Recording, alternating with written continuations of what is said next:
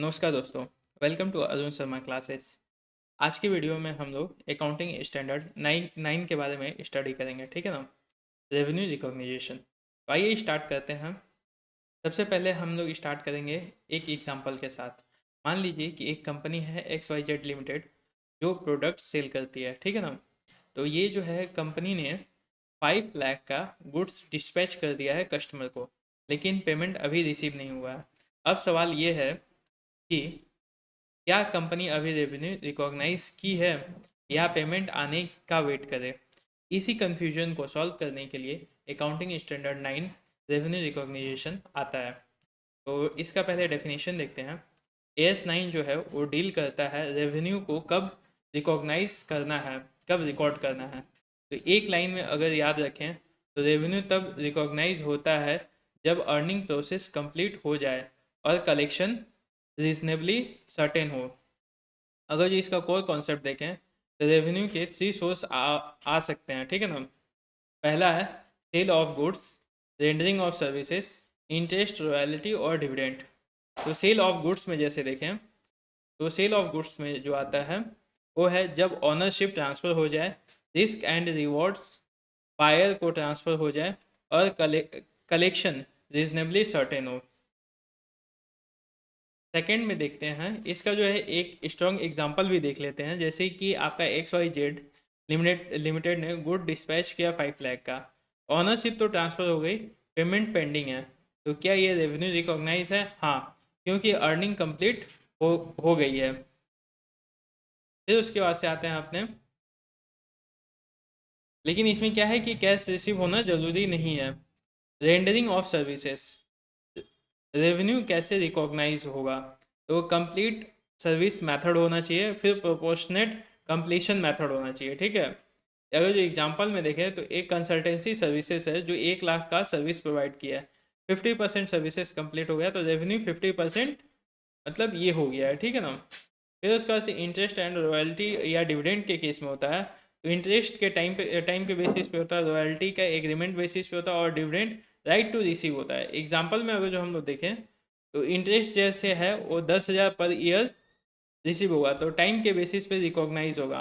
Uncertainty के concept में होता है कि अगर कलेक्शन डाउटफुल है, रेवेन्यू रिकॉग्नाइज नहीं करते हैं, तो एग्जांपल में कस्टमर बैंकरप्ट हो गया तो रेवेन्यू डिले करना पड़ेगा, ठीक है।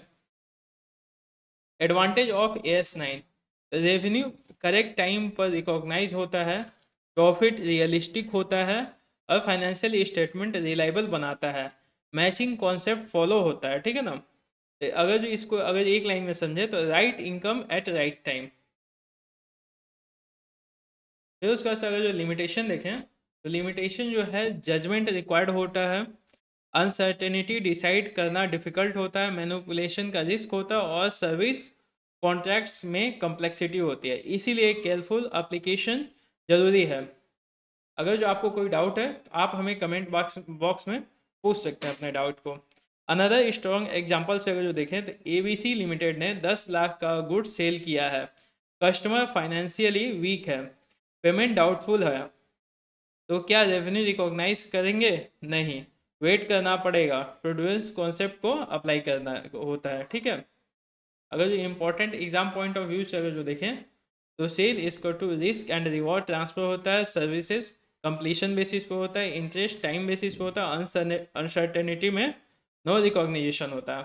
अगर जो आप इसी तरह के क्वेश्चन सॉल्व करना चाहते हो तो हमने लॉन्च किया है 1500 most important MCQs chapter wise पे। अगर जो आप ये MCQs लेते हैं तो आपको पूरा कॉन्सेप्ट क्लियर हो जाएगा चैप्टर वाइज, इस जिसमें 1500 क्वेश्चन हम लोग दिए हैं। तो इसके लिए आपको हमारे वेबसाइट पे विजिट करना पड़ेगा arunSharmaClasses.com पे। यहाँ पे जाने के बाद से आप मेन मेन्यू में जाएंगे, यहाँ पे टेस्ट सीरीज, और टेस्ट सीरीज में जाने के बाद से CA इंटरमीडिएट, इसमें देखेंगे कि आपका पूरा सब्जेक्ट ऑल 6 सब्जेक्ट्स का यहाँ पे MCQs अवेलेबल है। हर एक सब्जेक्ट का 1500 क्वेश्चन है।